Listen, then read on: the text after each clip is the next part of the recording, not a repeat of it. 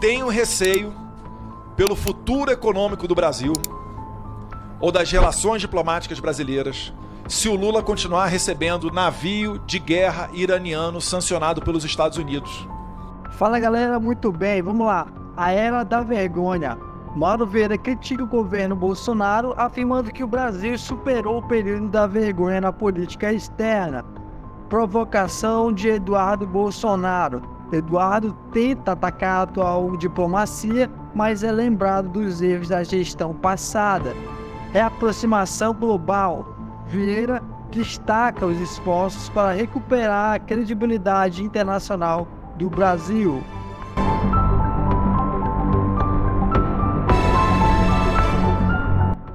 A questão do Irã, o deputado me perguntou quando nós vamos deixar de receber navios sancionados e tudo. Eu queria só dizer a ele que a autorização para que o navio visitasse o Brasil foi dada em final de outubro, ou em outubro ou em novembro de 2022, portanto durante o governo do presidente Bolsonaro. E só foi confirmada pelo Brasil, inclusive já tinha sido autorizado. E com o Irã nós temos 150 anos de história, períodos anteriores, e visitas, inclusive de chefes de Estado, do imperador do Irã, e continuamos a ter uma relação importante também. Presidente, nós vivemos hoje em dia o pior momento no meu entendimento, da nossa diplomacia, né? O Brasil, ele prega a democracia, está na boca de todas as autoridades do governo, mas não pratica ela. Me honra a minha amizade com o embaixador Celso Amorim. Trabalhamos juntos há mais de 40 anos em diversas circunstâncias, no Itamaraty e em outros ministérios, como foi o caso do Ministério da Ciência e Tecnologia, no governo do presidente José Sarney, sob a liderança do ministro Renato Acha. Em outras ocasiões foi meu chefe também, como ministro do exterior, chefe de todos, enfim, pessoa que admiro e tenho grande amizade. Mas, voltando então às perguntas, respondendo ao deputado Eduardo Bolsonaro, que infelizmente saiu porque tem outros compromissos, mas queria só dizer que não concordo com ele, que é o momento pior da diplomacia brasileira. Eu acho que é um grande momento, estamos voltando à tradição da diplomacia brasileira, a volta do Brasil aos grandes foros internacionais, não ao isolacionismo, a cooperação com os vizinhos, a integração regional e a participação em todos os foros. O presidente Lula teve até o momento em torno de 65 contatos diretos com chefes de Estado, coisa que não acontecia recentemente, no passado recente. Ele é demandado e é procurado por inúmeros chefes de Estado. Ele foi convidado este ano, para dar uma ideia da penetração e do contato que ele tem em todas as áreas, em todas as regiões, ele foi convidado especial para a cúpula anual da União Africana em Addis Abeba, na sede da União Africana. Esteve lá como o único convidado especial para essa ocasião, sendo muito demandado e muito procurado por todos os 54 chefes de Estado da União Africana, essa importante organização. O presidente Lula foi convidado, e aliás é o único presidente brasileiro que foi convidado 10 vezes para as reuniões do G7, 4 vezes no seu primeiro mandato, 4 no segundo e 2 vezes neste ano. Já está convidado para a próxima, que acontecerá no Canadá, a cúpula do G7. Também nenhum outro presidente brasileiro teve esse tipo de contato e interação internacional, mas não fica por aí. Ele foi também convidado para participar agora, próximos dias, da cúpula da APEC, da Associação dos Países da Ásia, Asiáticos, e que vai se realizar em Lima, também como único chefe de Estado. Esse grupo, só para dar uma ideia, ele é tão importante que tem ao mesmo tempo a participação dos Estados Unidos, China, Rússia. Só isso dá a dimensão, e os outros países ribeirinhos do Oceano Pacífico. Da importância. Já foi também convidado para participar da cúpula no próximo ano do ASEAN. Não podemos esquecer que o ASEAN, os países do ASEAN, os 10 países que compõem, são as novas fronteiras econômicas do mundo. O comércio brasileiro com os países do ASEAN supera o comércio brasileiro com a União Europeia. O presidente foi convidado, evidentemente, não fazemos parte dessa organização que se localiza do outro lado do mundo, mas pelo destaque, pela posição do Brasil e pelas bandeiras que são defendidas pelo presidente, mostram o prestígio da diplomacia brasileira.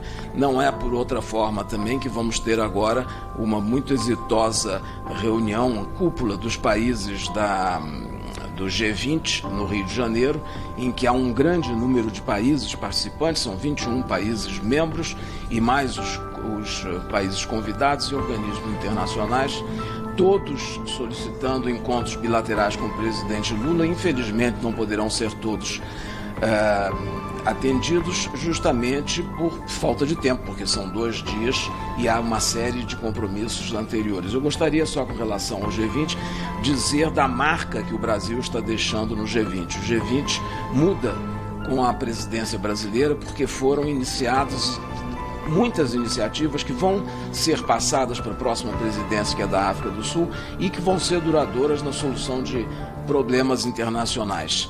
E eu tenho certeza, inclusive foi criado pela primeira vez um G20 social, um fórum social do G20, com grupos de engajamento, com participação presencial de mais de 5.000 pessoas, que está se realizando a partir de hoje no Rio de Janeiro. Enfim, então discordo que nós estejamos num mau momento, ao contrário, estamos num grande momento e o Brasil participa de inúmeros outros grupos. O presidente o Brasil é membro das COPs, das Conferências das Partes do Tratado das Nações Unidas sobre Mudança Climática. Infelizmente não está lá porque teve um acidente, realmente teve, eu estive com ele no dia do acidente e posso testemunhar que teve o acidente, não pôde viajar.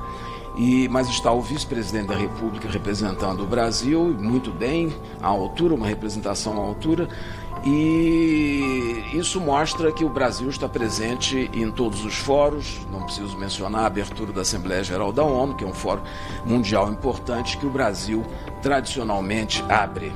Enfim, eu gostaria também, então, de dizer, com relação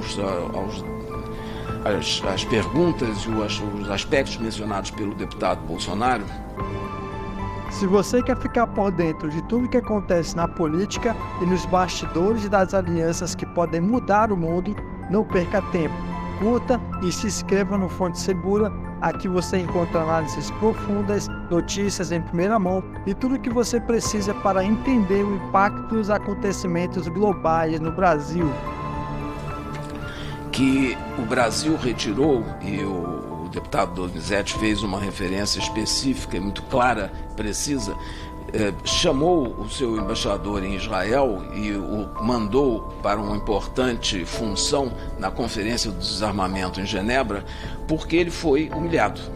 Ele foi chamado, primeiramente, para uma reunião, que é uma coisa absolutamente normal dentro da prática diplomática, para dar explicações sobre posições do Brasil, declarações do Brasil. Muito bem, ele foi convidado, isso normalmente acontece em um ambiente reservado, fechado, na chancelaria, em que o embaixador estrangeiro ouve, dá as respostas e depois volta e pede a sua sede que dê informações adicionais e manda também. O embaixador do Brasil em Tel Aviv foi de última hora avisado que não seria a reunião realizada na chancelaria, mas num lugar público, foi feito no museu público. E do lado de fora, na rua, o ministro das Relações Exteriores de Israel de então fez um longo discurso em hebraico com gravíssimas críticas ao governo brasileiro e à pessoa do presidente da República. Depois declarou que ele era persona não grata, coisa um pouco surpreendente, porque normalmente deve haver uma equiparação entre as autoridades. O ministro do Exterior está abaixo do presidente da República e não caberia a ele, portanto, essa declaração. E nós achamos, porque depois houve uma reunião privada dentro de uma sala desse museu em que o diálogo, a conversa dele foi totalmente diferente. Então ele estava fazendo uma manifestação para consumo público, local, e usando o Brasil, a imagem do Brasil e a pessoa do embaixador que deve ser sempre respeitado e protegido, é a obrigação dos estados que recebem.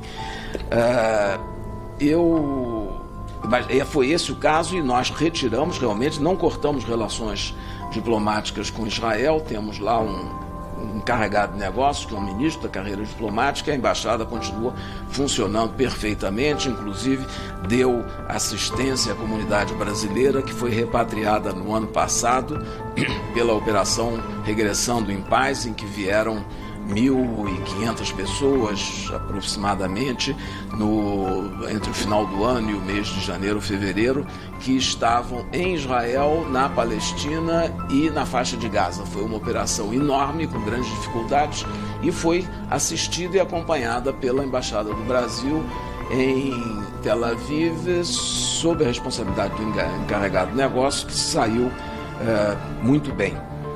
Eu gostaria também de dizer que o embaixador de Israel está aqui até hoje. Nós não rompemos relações, podíamos ter retaliado e considerado persona não grata ou algo assim, mas não fizemos porque achamos que é importante manter um diálogo, um canal de diálogo frequente, e isso é a característica do Brasil, de pronto para conversar com todos. Por isso que temos uma enorme rede de embaixadas, me referi há pouco, a Embaixada do Brasil em Pyongyang, capital da Coreia do Norte. Não são todos os países, são na realidade poucos que têm embaixada na Coreia, mas isso para nós é um aspecto positivo, porque nos dá condições de diálogo até com o governo da Coreia do Norte.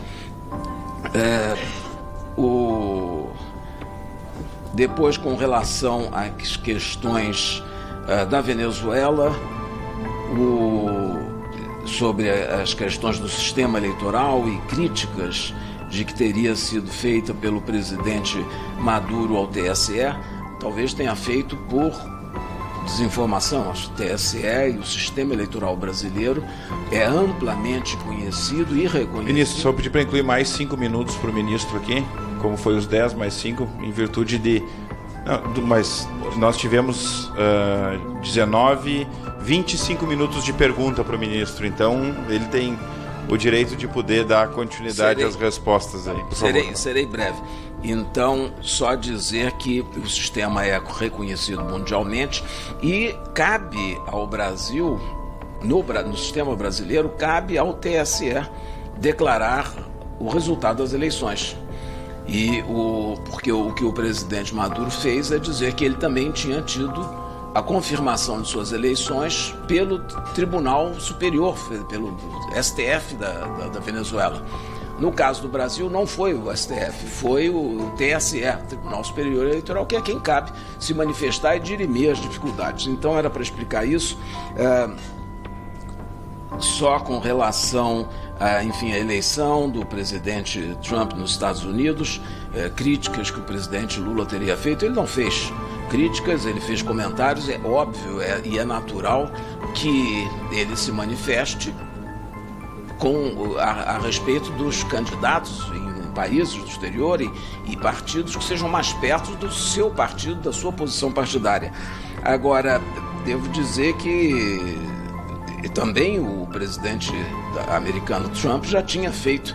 Tá bem, então eu só queria dizer, o Brasil não reconheceu a eleição da Venezuela porque não reconhece governos, reconhece estados, e estamos continuando a conversar com as autoridades da região e da Venezuela, porque o importante é encontrarmos um caminho único e caminho que nos leve ao entendimento.